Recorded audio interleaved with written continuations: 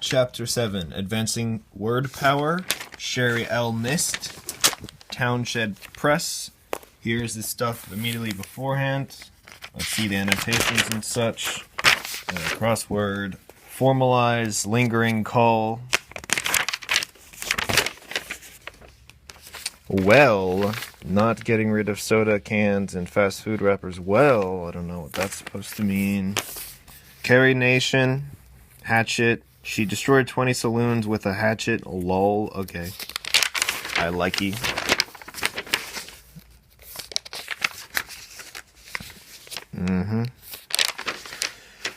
Okay, here's Unit 2. I might as well list and say all these. Equivocate. Prevaricate, equivocate, close up. Fortuitous. Impeccable. Liaison. Predisposed. Propensity. Proclivity. Affinity. Reprehensible. Sham. Solace. Solicitous. Attrition. Circumvent. Cohesive. Grievous. Inundate. Obliviate. Reticent. Robust. Sanction. Phosphorus. Bolster. Depreciate. Indiscriminate. Inquisitive. Nebulous. Relegate. Replete. Sedentary. Tenant. Terse. Autonomy. Bureaucratic. Mandate. Ostracize. Raucous. Recourse. Reiterate. Tantamount. Tenacious. Utopia. Tenacious. Pertinacious. Maybe. Clandestine. Contingency. Ecocentric. Exonerate. Incongruous. Indigenous. Liability. Prolific. Reinstate. Superfluous. An. Biblio. Fit. Ism. Nov. Pan. Prime. Brim. Rect. Sin. Ver. And that is all happy. Now we go to Chapter 7. Equivocate. Fortuitous. Impeccable. Liaison. Predisposed. Propensity. Reprehensible. Sham. Solace. Solicitous. Equivocate.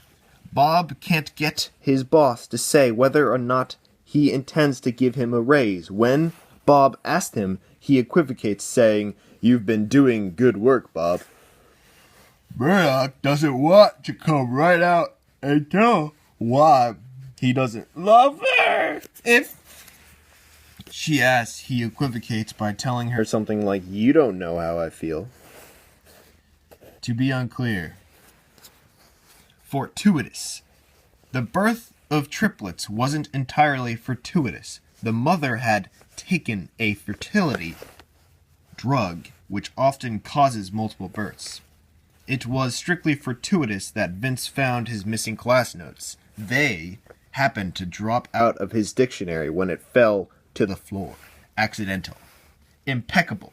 My aunt always looks stylish. Never overdressed. Her taste in clothes is impeccable. When she auditioned for the play, Julie gave an impeccable performance. She read the lines perfectly and got the part. Flawless. Liaison. The president of the student council acts as a liaison between the students and the administration. Because she is bilingual, Elena often serves as a liaison between the Spanish and the English-speaking personnel in her office. A link. Terry, liaison predisposed. Terry didn't want to move in the first place, so she was predisposed to hate the new apartment. As a Brad Pitt fan, I'm predisposed to enjoy any movie he stars in, likely. Propensity. Because Ivan has a propensity to gain weight, he watches what he eats. Cheryl is aware of her propensity to blab, so she warns her friends not to tell her anything they wouldn't want repeated. An inclination. Rehensible. Prehensible.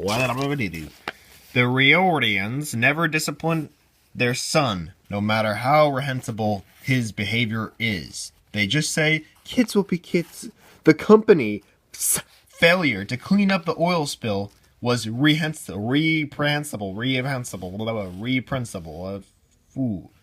And Drew, harsh criticism. Shameful. Sham. Karen's apparent affection for Roll is a sham. He's rich, and she cares only about his money. When the city inspectors came, the restaurant kitchen was sparkling. However, such cleanliness was a sham. The place is usually filthy. Something false. Solace.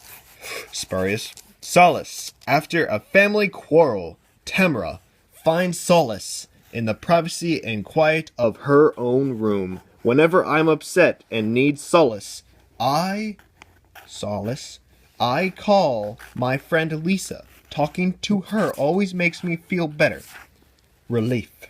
Solicitous. The waiter was overly solicitous. He kept interrupting our conversation to ask, "Is everything all right here?" Solicitous. Towards her elderly neighbor. Mary calls every day to see how he is feeling and if he needs anything. Attentive. Murdoch is overly solicitous. Propensity. A natural preference or tendency. Reprehensible. Deserving of blame, criticism, or disapproval. Fortuitous. Happening by chance, by accident, or at random. Lucky. Solace. Comfort in sorrow or misfortune. Consolation. Liaison. A person who serves as a connection between individuals or groups. A go-between. Equivocate. To be deliberately vague in order to mislead. Impeccable. Faultless. Perfect. Solicitous. Showing or expressing concern, care, or attention. Predisposed. Tending toward or open to something beforehand. Inclination. Sham. A pretense or counterfeit. Chicanery. That's all I got right now. Something meant to deceive. Subterfuge. Made of close connection. Equivocate. Fortuitous. Impeccable. Liaison. Predisposed. Propensity. Reprehensible. Sham. Solace. Solicitous. Solace. When my grandmother died, I found solace in the thought that she had lived a long, happy life. All right, fine.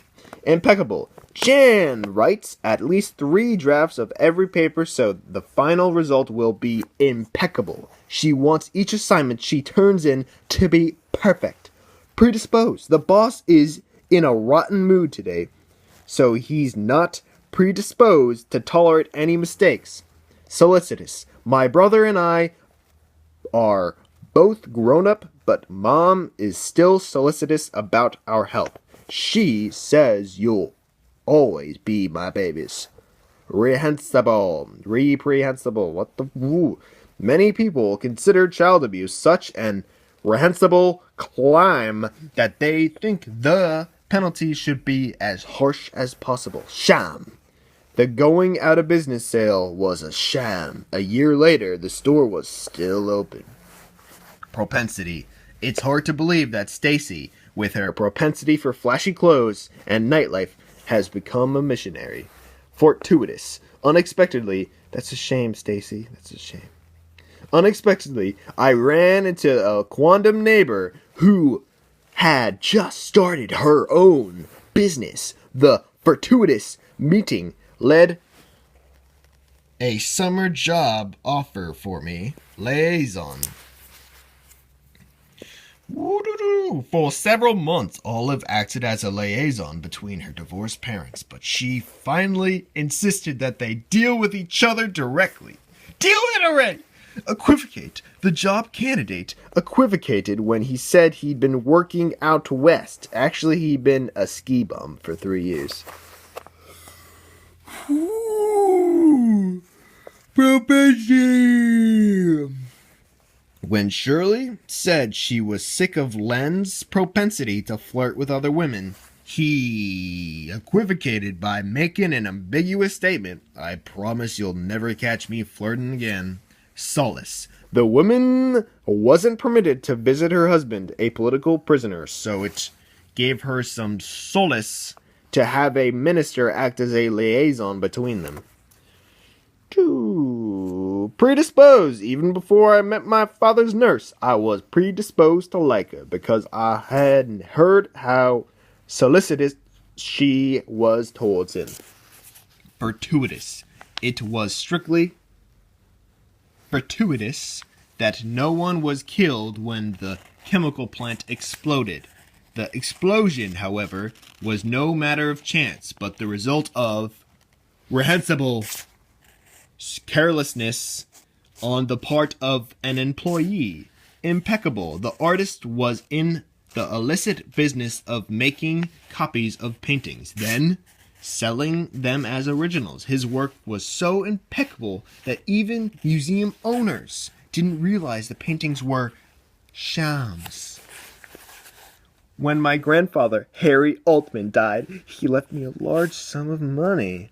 This was very surprising because he and my father had become estranged for years before after a quarrel, and the old man had never even seen me.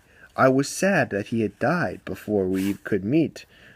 But he gave me soon after the news of my inheritance, a young man named Seth showed up to offer me his sympathy. Seth said he had been a friend of my grandfather's, and that when the old man had become ill, he asked Seth to act as a liaison between himself and the granddaughter he'd never met. "It's too late for Henry," said Seth, "but I think he'd want me to offer you my friendship." In his later years, he regretted his earlier propensity to quarrel with his family. Believing that Seth had been my grandfather's friend made me predisposed to like him, and it gave me solace to speak to someone who had known my grandfather. Still, I was puzzled because Seth wasn't able to give me much information. For example, when I asked some questions about grandfather's second wife, Seth seemed to equivocate, saying, "All I can say is that she was quite a woman." On the other hand, Seth appeared genuinely solicitous about my welfare, and his manners were impeccable. I had never met anyone so perfectly polite.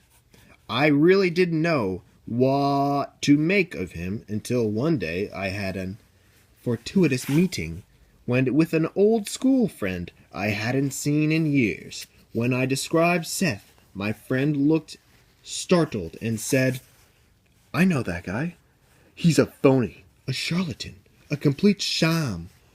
He's after the money, and I bet he's never even knew your grandfather." When I checked, my friend's story was corroborated by reports of how Seth had tricked several other women out of their inheritances. The next time he called, I told him I knew about his reprehensible behavior and would notify the police if he ever tried to contact me again. What the hell? You letting him go, boy? Come on.